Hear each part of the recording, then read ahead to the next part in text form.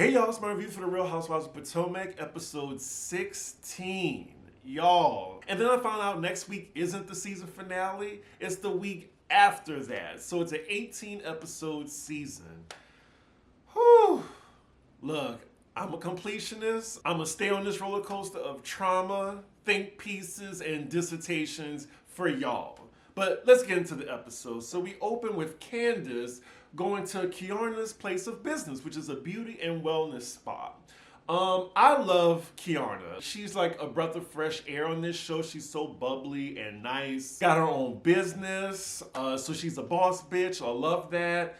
And yeah, Candace is in for a coochie waxing. And the amount of times that they said coochie in 1 minute, just wow.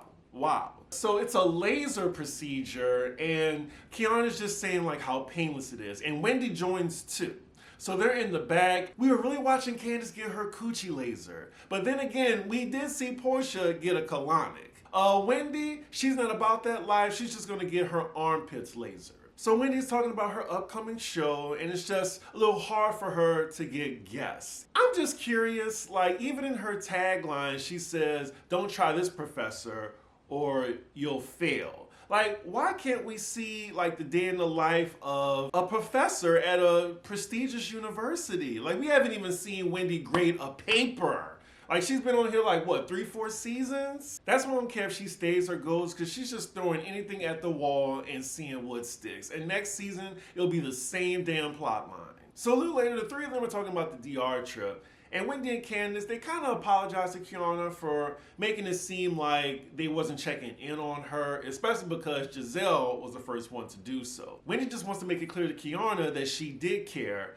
even though in the flashback, she said she did not want to share a room with Kiarna. I'm really curious what she thinks of that at the reunion, if she's invited. So now Candace is talking about her ongoing beef with Robyn, and she's saying that because Robyn used words like defamation, she's throwing gasoline on the fire that they're trying to extinguish. Is Candace trying to extinguish this fire? Because they could have been moved on episodes ago, weeks ago. Like, all Candace had to do was just say, "It probably wasn't right of me to go to social media before talking to you. I own my part in that, but still, I was hurt." You know, like, accept some accountability, just a little bit. And I think that's why Robyn is still at a stalemate. Well, both of them are still at a stalemate with each other. I still need Candace to make the decision whether she wants Robyn to be her friend or not, because it seems like she's just playing double dutch and she don't know what she wants. Candace then says that Robyn herself has said things that constitutes as defamation, but she's going to hold it to herself for now. Not Candace talking about dog whistles. Is she serious? Okay, all right. We're gonna move on to that because I know a lot of y'all love Candace, but okay, she's talking about dog whistles though. All right. So next scene we're with Jazelle and her 3 daughters as her oldest is going off to college. And we get the whole segment of Grace from the first time we saw her on season 1 to now, kind of like how when Candy was sending her daughter off to college. I think, you know, in every Housewife franchise, when we see the kids grow up, they always give us this little montage. I would say for Portia, though, that would make me feel so old. I remember when, like, Kyle was holding her like this, like a baby. She was like, I want to say 4 years old, like 3 or 4. So for her to be going off to college, oh my God. That's what I think. I think Kyle's coming back for season 14. She has to. And also heard they start filming in April. Also, before I move on from this scene, we do see a softer, more human side of Jazelle whenever she's talking about her kids. We can call Jazelle a lot of things, but one thing she definitely is a good mom. 2 things can be true. She can be a trash ass person as well as a good mom. Anywho, next scene we're with Robyn as she's being visited by Charrisse. We also see that Ashley is coming over. As she's walking up to Robyn's door, she's like, "Ooh, that grass look thirsty." Oh my goodness. Side note, looking at Robyn's house, it's very nice. Nicely decorated. I mean, she's not in Potomac. She's probably like, what, a good 20, 30 miles from it? But the house is nice. So then Shireese tells the ladies that she's gonna have a crab boil, which is a throwback to season 1, where, her and Jazelle got into it. I think Jazelle and Karen got into it as well. The fun days of watching Potomac. And she says she's inviting everyone, including Jacqueline, and asking them, do they think it's a good idea? No, of course not. Why would you do that, Shireese? That is very messy. You know the relationship between her and Mia. And Jacqueline going, why would she even go if she knows Mia's going to be there? And of course, Messy Ashley going to say she thinks it's a good idea. As we know, Jacqueline and Mia, who've been friends since they were 15, are no longer friends. And Shireese thinks that at this crab boil, maybe they can rekindle that friendship. So then the $1,000,000 question is Karen invited? And Shireese says, Karen has a problem with me. I don't have a problem with Karen. But knowing the Grand Dame, she's not going to come to Shireese's house. So next scene, we're with Neka and her husband at their home. Child, that house is bare. Like, there's nothing on the walls. When is she going to decorate? She's talking about her journey trying to get pregnant, and it looks like she's going forward with the artificial insemination. Her husband's on board. She says it's a little taboo in the Nigerian community, but she's going to use the resources that God gave her. It looks like she's getting her face beat to go somewhere, but she doesn't tell us, and that's the scene. Like, we really don't know that much about her. Like, her career. Like, she's rarely at home. Her husband is rarely there. Like, we just know that she was fighting with Wendy all season. Now, if she gets another chance next season, we'll see. I think it's a 30% chance she'll come back, but if she announces her pregnancy at the reunion, maybe. But then again, Sonia announced her pregnancy and she's not on the show anymore. So there's that. Hands in the chat if you think Neka is not coming back next season. Next scene, we're with Jazelle visiting Karen, and they're just bonding on the fact that they both had to send daughters off to school. They're getting along, which is nice, even though I do love it when they shade each other. Jazelle then asks Karen if she's going to Shireese's crab boil, and she comes up with a lie saying that she can't go because Ray is allergic to crabs. Even though we saw in season 1 that she went to the first crab boil. I told you she ain't gonna go. Jazelle really wants Karen to go, but Karen's like, I'm good. They're then talking about how Shireese invited Jacqueline, how interesting that's gonna be. Karen says she's friends with Jacqueline as well, but that still doesn't entice her to go. So next scene is the day of Shireese's crab boil. Side note, we are a little bit more than halfway through the episode. It's been a little dry so far. Drier than Robyn's grass. But yeah, Robyn's the first to arrive, and she's being escorted by a fine young man. It's Shireese's son, who's 25 by the way, so he's of age and I am allowed to lust. But why she got her son out there like working in the rain like that, escorting all the ladies? She knows she could have hired somebody to do that. She got the money. Oh my God. So they're talking. Robyn asks her, is everyone coming? And Shireese says, unfortunately, no. The grand scam isn't coming. Not the grand scam.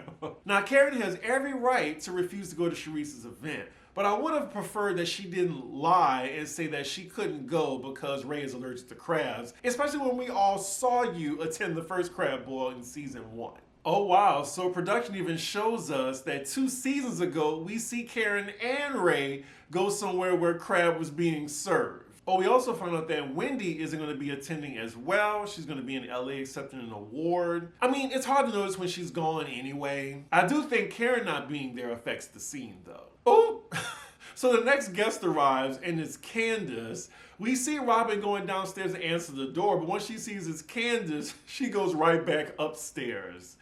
Damn, the shade. Wow, Robyn is going into the other room. She can't even say hello to Candace. Oh man, this cast just has a severe problem. So Jazelle arrives. What is she wearing? Like, she's literally just wearing a polo shirt. That is it. No pants.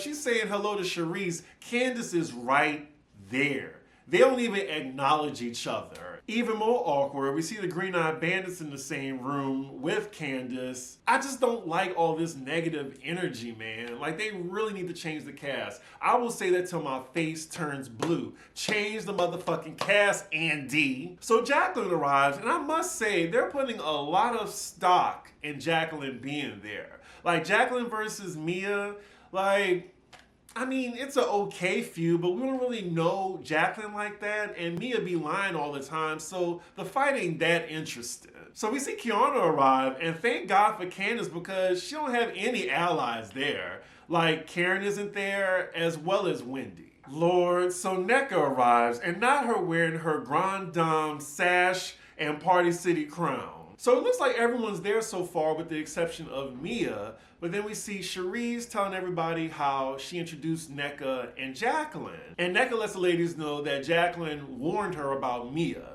Cut to Mia arriving. So as they're talking about her, I'm sure Mia's gonna pop upstairs. Yep, she's opening the door. As they're talking about her, we hear Jacqueline say that I'm not gonna let that woman make me bitter and nasty like her. Production is doing the most right now. It's just Jacqueline and Mia. We don't care. They are overestimating our fucks. We see Mia come up the stairs. Everyone's greeting her, hey, like they weren't just talking about her seconds ago. Like, why are they making it seem like this is about to be some grand showdown? So when Mia sees Jacqueline, she does say hello, and then we cut to her confessional and says that she had no problem with the other ladies reaching out and being friends with Jacqueline after their fallout. Oh my God, and here go producer Jazelle Bryant immediately. Like, Mia didn't even get a drink yet, and she's asking, how is she and Jacqueline doing? How's their relationship? She even puts Jacqueline on blast and says, so then today, Jacqueline said y'all not good. I mean, all she's missing is a microphone in her hand. So Mia says there's things that they need to discuss before they can move forward and not in front of other people. So then Shireese suggests they talk about it one-on-one in her champagne room right now, this second. So the ladies get up and do that. Like, is this the whole purpose of the crab boil? Like, what if Jacqueline didn't go? What would they be talking about?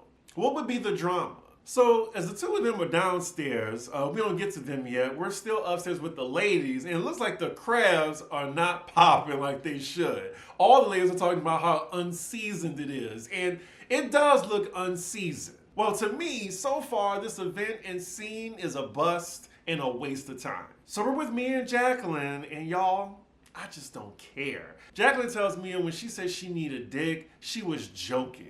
And then Mia's saying that she was going through a tough time or whatever. She mentions Gordon's age, but for some reason, she lied about his age, saying he's 65 when he's actually 72. The way Mia just lies effortlessly, she needs to be on Traders, definitely. Mia's now crying with no tears. This whole scene just feels so orchestrated, like I'm not even invested. Do y'all feel the same way? So now the conversation takes a turn to a deep-rooted issue that the two of them have been working out, something that happened when they were kids. It's hinted that it has something to do with SA, but even Jacqueline acknowledges that this unfortunate event happened to Mia. So they get to a point where they're at least cordial and speaking to each other, and they're taking the steps. Mia offers a hug, but Jacqueline says she isn't there yet. So they go back upstairs and join the ladies.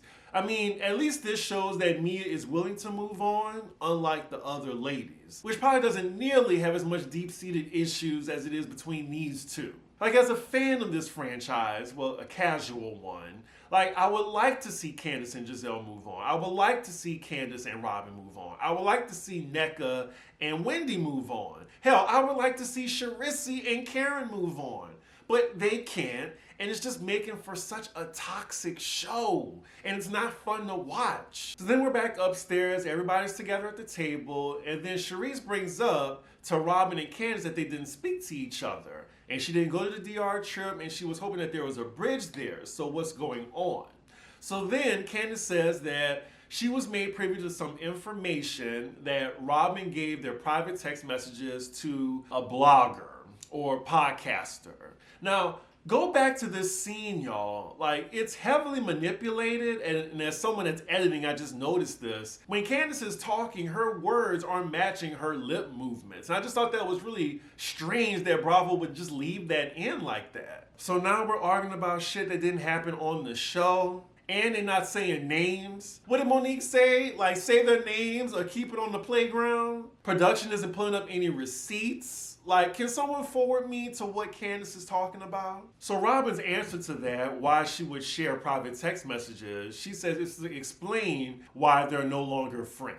So now it's very awkward and quiet at the table. Or at least that's what editing wants us to believe. So things get even weirder when we cut to Candace's confessional. She's playing a message from someone's voice who's altered, I guess so they can remain anonymous, that Robyn was sending private text messages. She says she has a friend that will let her know if things are happening and she's not aware. Now, is this a producer? Is this somebody on the cast? We don't know. But look, as someone who's been watching since season 1, Candace used to be in on the mess along with the green-eyed bandits, sitting at the same table as they were coming up with who they were gonna, attack in the next season. It's not fun when it's you, but it's fun when it's other people. That's the thing. Candace just takes no accountability, and that's why I can't rock with her. And let it be known, I don't rock with the green-eyed bandits either. They're snakes, but at least I know they're snakes. Hell, at least they know that they're snakes. As they're going back and forth at the table, I just feel as a viewer, there's certain details that I don't know, so it's hard to follow this conversation, which makes my fucks very few. Candace is calling Robyn a hypocrite, and it's just the same old song between two people that don't fuck with each other and another argument that's gonna be at a stalemate. Y'all, if you know the blogger, let me know. Put me in the right direction. I do know that Robyn, as well as Claudia Jordan, I can't wait to watch that. They were both on Watch What Happens Live, and I'm sure Robyn gave some more details. Clearly, I'm reviewing this before I watch it. So if there's any details given there, then I don't know in this moment. They're still going back and forth. They're getting louder. There's a whole bunch of side conversations. Look like the other ladies, they don't care. They just want to drink some more, maybe eat some more of that unseasoned crab. But then it looks like Shireese is getting increasingly bothered by the two of them arguing. Shireese is now telling Candace, stop it! You two, Robyn, stop it! The both of you, stop it! Stop it! Why is she going off like this? Why? And oh my God, Jazelle's face. She says Shireese is drunk. They are all looking at Shireese like she's crazy. Y'all, if you're watching this, go back and pause so you can look at each lady's expression. It is hilarious. There is silence at the table now. You can hear a pin drop. Shireese is like, it's fucked up. Enough. It's enough. Enough. Messy Production is now showing us in subtitles what some of the ladies are saying under their breath. Mia is saying we about to get kicked out. Jazelle is saying I think she's drunk. Some of the ladies are snickering.